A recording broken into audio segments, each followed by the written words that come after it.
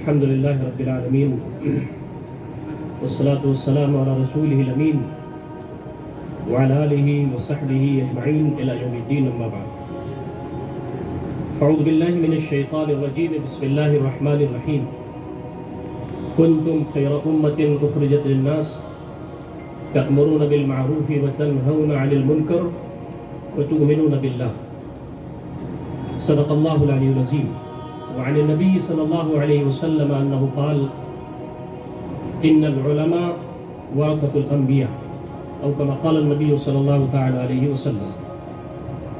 قابل احترام محترم سید سعادت اللہ حسینی صاحب امیر جماعت اسلامی ہند، برادرم حامد محمد خان صاحب امیر حلقہ تلنگانہ، برادر محترم جناب ڈاکٹر رضی الاسلام ندوی صاحب سیکریٹری اسلامی معاشرہ جماعت اسلامی ہند، دائز پر موجود فاضل علماء کرام، ذمہ داران جماعت، قابل احترام علماء کرام، بزرگوں اور دوستوں، یہ بڑی خوشی کی بات ہے کہ ہمارے علماء کرام پورے ملک میں مختلف مواقع پر اکٹھا ہوتے ہیں، بحیثیت علماء کے، بحیثیت امت مسلمہ کے فرد ہونے کی حیثیت سے اپنی ذمہ داریوں کو ہم یاد کرتے ہیں. ایک قربت بڑھ رہی ہے، جو مسائل امت مسلمہ کے ہندوستان کے اندر ہیں اس پر مشورے کا ماحول بڑھ رہا ہے. مختلف مکاتب فکر کے علماء، مختلف مسلک کے ذمہ داران ایک ساتھ مل کر کے دین کی اہم چیزوں پر اتفاق کر کے جو چیلنجز اس ملک کے لیے ہیں اس میں کامن منیمم جو پروگرام بن سکتا ہے وہ بنا رہے ہیں، ایک دوسرے کا ساتھ دیتے ہوئے اس کام کو آگے بڑھانے کی کوشش کر رہے ہیں. ہم علماء کرام کی ایک بڑی ذمہ داری اس ملک کے اندر یہ ہے کہ امت مسلمہ کو اس کا بھولا ہوا سبق یاد دلائیں. امت مسلمہ جو بڑی تعداد میں ہندوستان کے اندر موجود ہے، اس کو یہ بتانے کی ضرورت ہے، جس کا ہم خود حصہ ہیں، کہ ہم خیر امت ہیں، بہترین امت ہیں، اور ایک بامقصد جو پہلو ہے ہمارا اس دنیا میں وہ ساری انسانیت کے لیے برپا کیے گئے ہیں. اللہ رب العزت اس پوری کائنات کا رب ہے. نبی اکرم صلی اللہ علیہ وسلم ساری انسانیت کے پیغمبر ہیں. وَمَا أَرْسَلْنَاكَ إِلَّا كَافَّةً لِلنَّاسِ بَشِيرًا وَنَذِيرًا. یہ جو امت ہے یہ پوری امت ساری انسانیت کے لیے ہے. كُنْتُمْ خَيْرَ أُمَّةٍ أُخْرِجَتْ لِلنَّاسِ. تم بہترین امت ہو جسے لوگوں کے لیے، کمپلیٹ ہیومن کائنڈ کے لیے، سمپورن مانو جات کے لیے تمہیں برپا کیا گیا ہے. اس احساس کو امت کے اندر بیدار کرنا ہے، امت کو فرض منصبی کے لیے تیار کرنا ہے.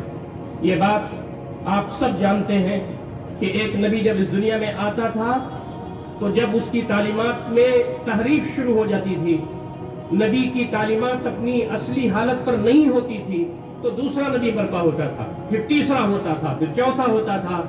انبیاء کرام جو گولڈن چین ہے نبوت کے، ان کا یہ سلسلہ چلتا رہا یہاں تک کہ نبی اکرم صلی اللہ علیہ وسلم آخری نبی اور آخری پیغمبر بنا کر کے اللہ رب العزت نے اس دنیا میں بھیجا.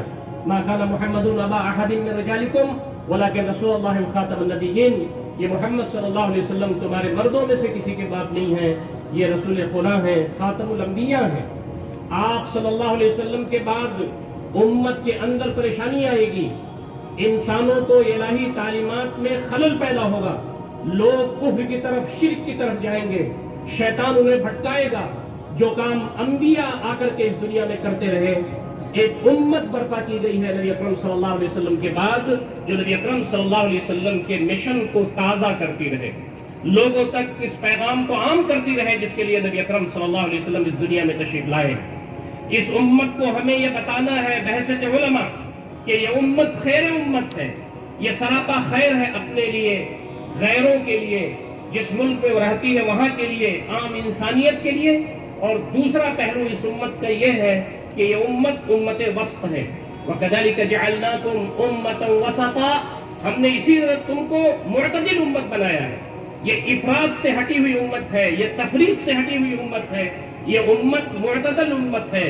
اس امت کا کام یہ ہے کہ اس کا سوچنا اعتدال پر ہے، اس کا عمل کرنا اعتدال پر ہے، کوئی اسٹینڈ لینا ہو یہ اعتدال پر ہے، یہ طیش میں نہیں آتی، یہ ہوش نہیں کھوتی، بلکہ یہ غور و فکر کے ساتھ، سنجیدگی کے ساتھ اور سارے لوگوں کے ساتھ پیار محبت کے اخلاق و کردار کے ذریعے جوڑ کر کے لوگوں کے مفادات کو سامنے رکھتے ہوئے سنجیدگی کے ساتھ کام کرتی ہے۔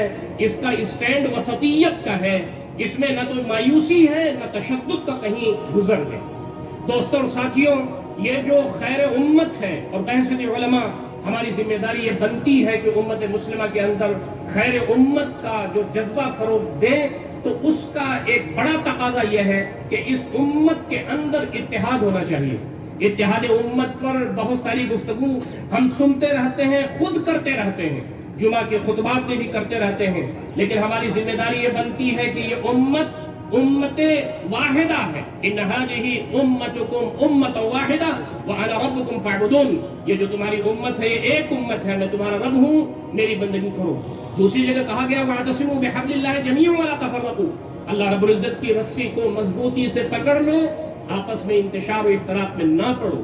یہ جو امت ہے اس کا اللہ ایک ہے، اس کا رسول ایک ہے، اس کی شریعت ایک ہے، یہ ہم سب ایک ہیں۔ ہمارے درمیان جو فروعی اختلافات ہیں اس کی حیثیت دین میں 1% سے زیادہ نہیں ہے۔ 99%، 99% امت کے جو شاعر ہیں، امت کی جو بنیادی چیزیں ہیں، پرنسپلز جو ہیں وہ متفق علیہ ہیں۔ ہمارے پاس 1% چیز جس میں اختلاف ہے وہ فروعی نوعیت کا ہے، آمین کہنے کا ہے، زور سے پیر کندھا ملانے کا ہے، امام کے پیچھے سورہ فاتحہ پڑھنے کا ہے۔ کچھ ایسی چیزیں ہمارے درمیان جو فروعی چیزیں ہیں، ان کے کرنے نہ کرنے سے نفس مسئلہ پر کوئی اثر نہیں پڑتا، ان میں امت کے اندر اختلاف پیدا ہو گیا۔ مسلک تو اس لیے ہمارے درمیان آئے کہ دین آسان ہو۔ امام حنیفہ رحمۃ اللہ علیہ سے زیادہ عبقری شخصیت اس زمانے میں کوئی نہیں تھی۔ آپ نے کتاب و سنت کے روشنی میں فتوے دیے، جو نئے مسائل آئے اس میں اجتہاد کیا، آپ کے شاگردوں نے اس کو اکٹھا کر دیا تاکہ یہ سراپا رحمت بن جائے امت کے لیے، زحمت نہ بنے، کھرودے نہ قائم ہوں۔ یہاں تک کہ ہمارے جو 4 ائمہ آئے انہوں نے محنت اور مشقت کے ساتھ امت کی رہنمائی کی اور فتوے دیے، اور یہ بات بہت ہی بہترین شگفتہ ہے کہ ان میں سے بعض ایک دوسرے کے شاگرد بھی ہوتے ہیں۔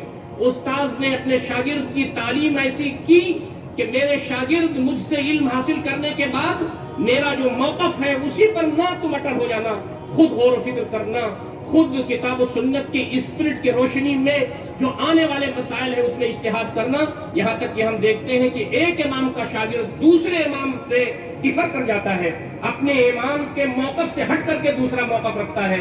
یہ چیزیں دین میں اس لیے تھیں کہ کتاب و سنت کی روشنی میں ہمارے اکابر علماء نے غور کیا، ہم بھی غور کریں، جو مسائل مختلف حالات میں آنے والے ہیں اس میں اجتہاد کریں۔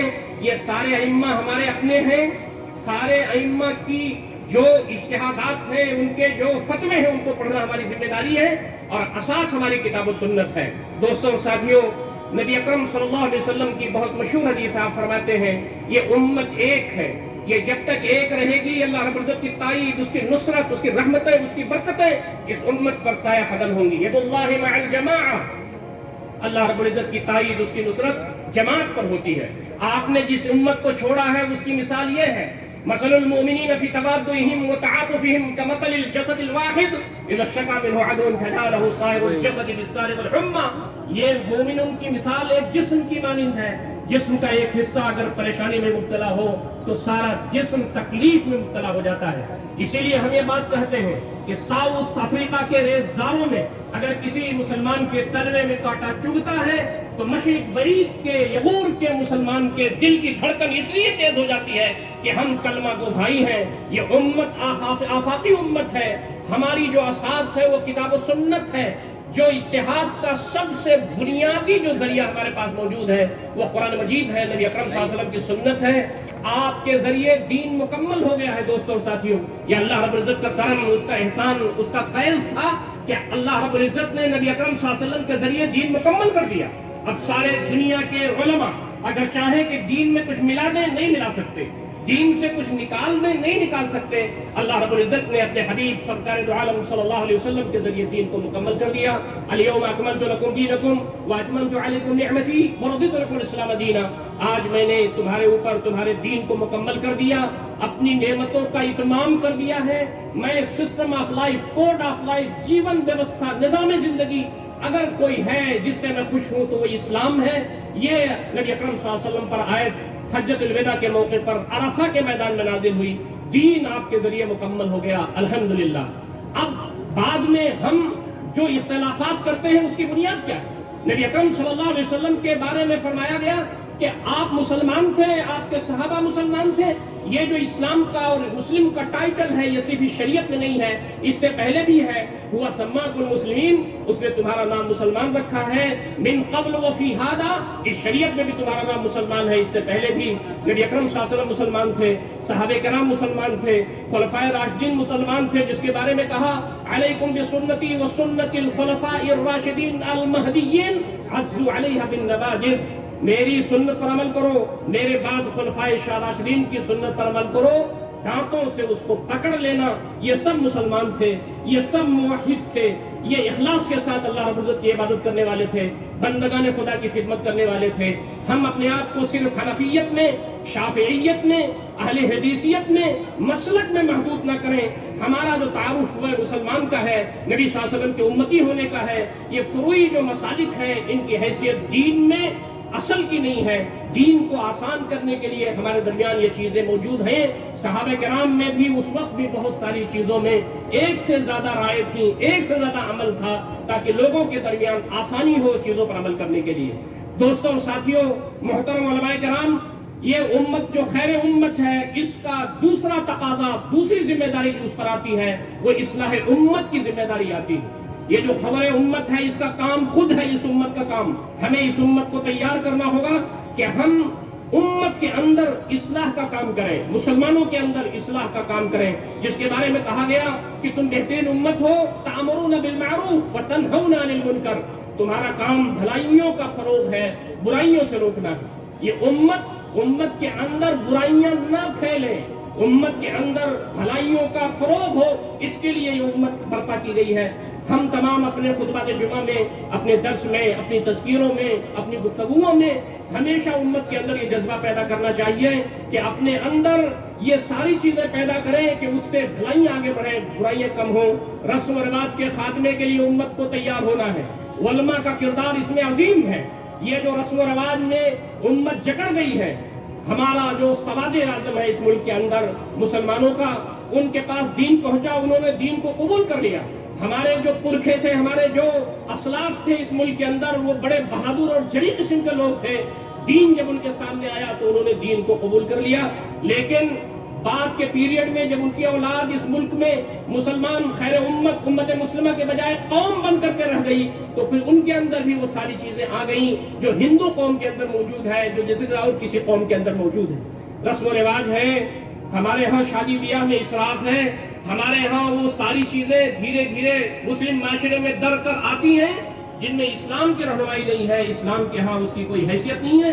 ہم کو مثالی خاندان بنا کر کے اپنے امت کے لوگوں کو بتانا ہے کہ ہر فرد ہمارا اللہ تعالیٰ سے اس کا تعلق مضبوط ہو, ہم میں سے ہر شخص کے دل کی دنیا بدلی ہوئی ہو, اللہ رب العزت کی محبت ہو, نبی اکرم صلی اللہ علیہ وسلم کی محبت ہو, ہمارے سینے اللہ رب العزت کی دیدار کی تمنا میں ہمیشہ تڑپتے ہوں, ہمارا تعلق اللہ تعالیٰ سے مضبوط تر ہو.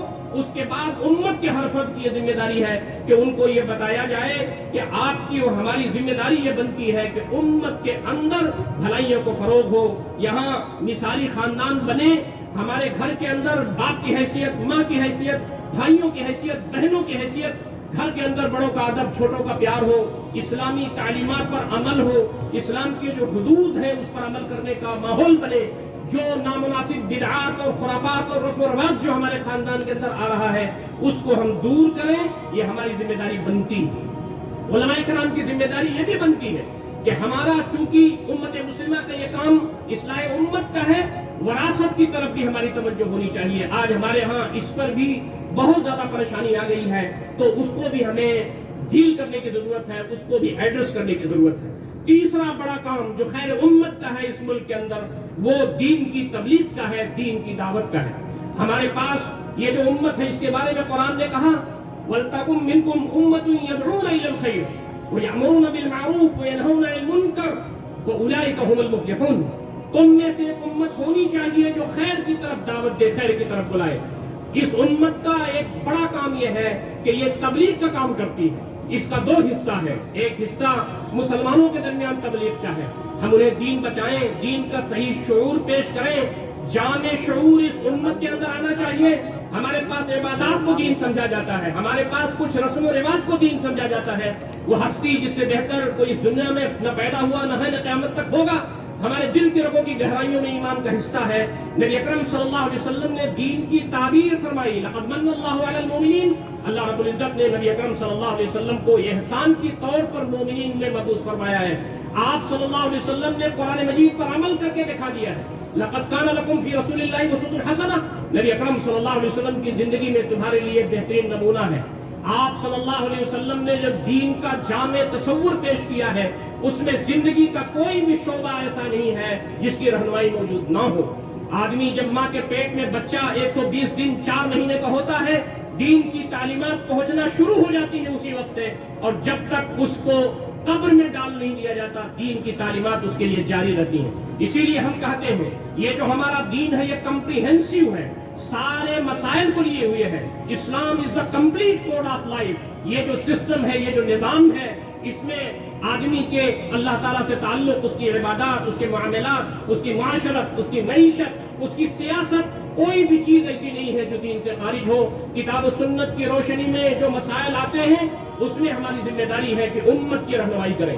اسی لیے ہم یہ بات کہتے ہیں کہ نبی اکرم صلی اللہ علیہ وسلم مسجد کے اندر امام وقت کی حیثیت سے، آپ صلی اللہ علیہ وسلم گھر کے اندر گھر کے ذمہ دار فرد کی حیثیت سے، نبی اکرم صلی اللہ علیہ وسلم بہترین معلم اور مربی کی حیثیت سے، آپ صلی اللہ علیہ وسلم سماج کے مصلح کی حیثیت سے، نبی اکرم صلی اللہ علیہ وسلم بہترین تاجر کی حیثیت سے، آپ صلی اللہ علیہ وسلم میدان جنگ میں سپہ سالار اعظم کی حیثیت سے، اور آپ صلی اللہ علیہ وسلم مدینہ شریف میں جو اسلامی اسٹیٹ قائم ہوا اس کے چیف کی حیثیت سے، لقد کان لکم فی رسول اللہ اسوۃ حسنہ، نبی اکرم صلی اللہ علیہ وسلم کی زندگی میں تمہارے لیے بہترین نمونہ۔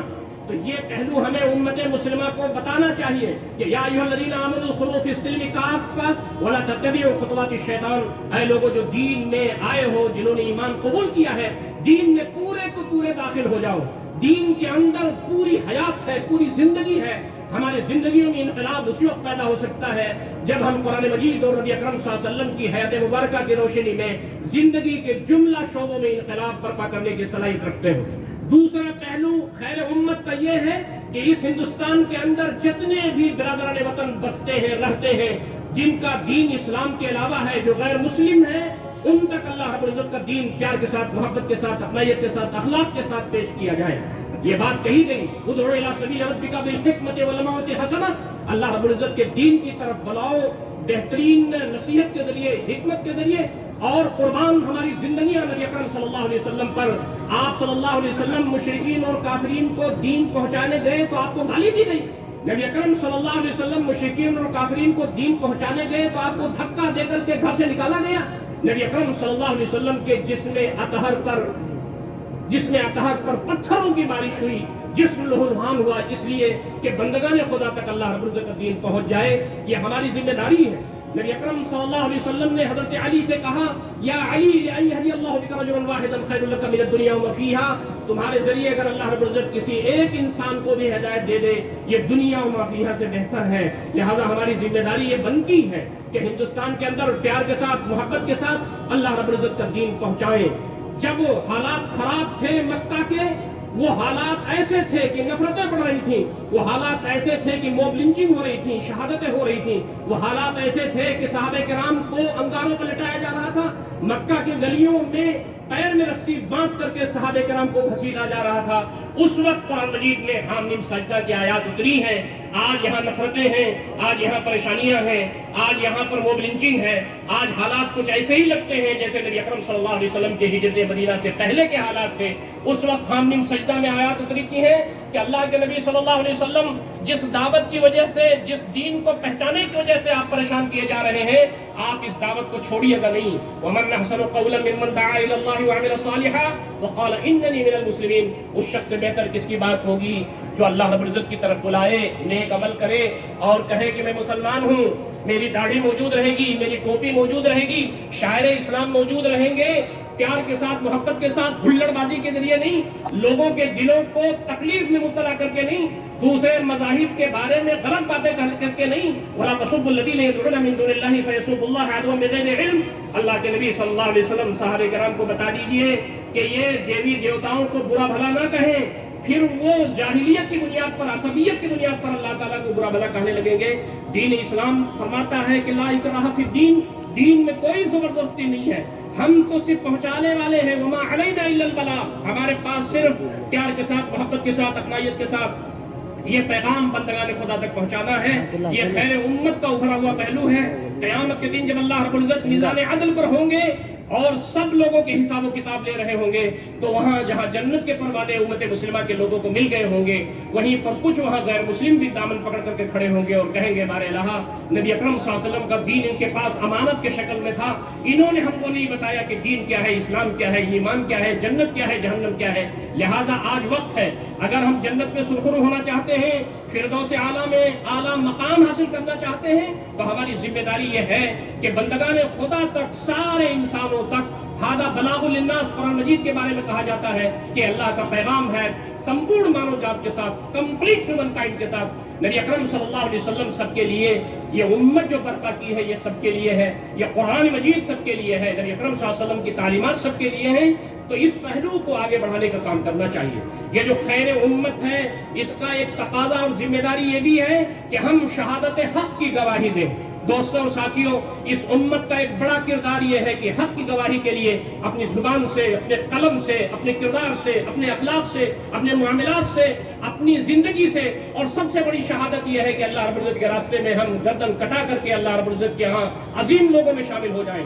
نبی اکرم صلی اللہ علیہ وسلم فرماتے ہیں، قسم خدا کی کوئی شخص مومن نہیں ہو سکتا جب تک کہ اس کے دل کے رگوں کی گہرائیوں میں یہ جذبہ موجزن نہ ہو کہ زندگی میں ایک مرتبہ صحیح اللہ رب العزت کے راستے میں گردن کٹا کر کے جنت میں نہ چلا جائے، اس کا ایمان مکمل نہیں ہو سکتا۔ آج وہ وقت ہندوستان کے اندر نہیں ہے، لیکن شہادت ہمیں اپنی زبان سے ادا کرنا ہے، شہادت ہمیں اپنے قلم سے ادا کرنا ہے، شہادت اپنی تقریروں سے ادا کرنا ہے، اپنے کردار سے، اپنے اعمال سے، اپنی گفتگو سے، اپنے برتاؤ سے، اپنے سلوک سے ہم کو شہادت الناس کا فریضہ ہندوستان کے اندر ادا کرنا ہے۔ وَكَذَلِكَ جَعَلْنَاكُمْ أُمَّةً وَسَطًا لِتَكُونُوا شُهَدَاءَ عَلَى النَّاسِ وَيَكُونَ الرَّسُولُ عَلَيْكُمْ شَهِيدًا۔ اسی طریقے سے تم کو امت وسط بنایا گیا ہے، کیوں؟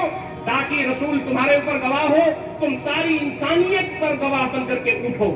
اسی چیز کو سورہ حج میں یوں کہا گیا، هو سماکم المسلمین، اس نے تمہارا نام مسلمان رکھا ہے، لیکون الرسول شہیدا علیکم وتکونوا شہداء علی الناس، تاکہ رسول تمہارے اوپر گواہ ہو اور تم لوگوں پر گواہ بن کر کے اٹھو۔ نبی اکرم صلی اللہ علیہ وسلم فرماتے ہیں کہ اللہ رب العزت میزان عدل پر ہوں گے، انبیاء کی شہادتیں شروع ہو جائیں گی۔ حضرت نوح کو برپا کیا جائے گا، ان کی امت کو برپا کیا جائے گا، پوچھے گا اللہ تعالیٰ یہ کون ہے، امت کہے گی یہ نوح ہے، انہوں نے دین پہنچایا ہم تک، اس کی گواہی دیں گے۔ حضرت ابراہیم کو برپا کیا جائے گا، عیسیٰ و موسیٰ کو برپا کیا جائے گا علیہ الصلوۃ والسلام، نبی اکرم صلی اللہ علیہ وسلم کو برپا کیا جائے گا اونچی جگہ پر، پوری امت اور انسانیت دیکھے گی۔ اللہ تعالیٰ فرمائے گا یہ کون ہے؟ صحابہ کرام کہیں گے یہ ہمارے نبی ہیں، ہم نے ان کو اپنی آنکھوں سے دیکھا تھا، لیکن ہم جیسے گنہگار بھی یہ کہیں گے کہ ہمارے نبی ہیں اس لیے کہ آپ کا سراپا ہم نے قرآن میں پڑھا تھا، آپ کی سیرت میں پڑھا تھا، آپ کی احادیث میں پڑھا تھا۔ اللہ تعالیٰ فرمائیں گے کہ جس پیغام کو لے کر کے یہ پہنچے تھے، کیا وہ پیغام تم تک پہنچا؟ انہوں نے بے کم و کاس پہنچایا؟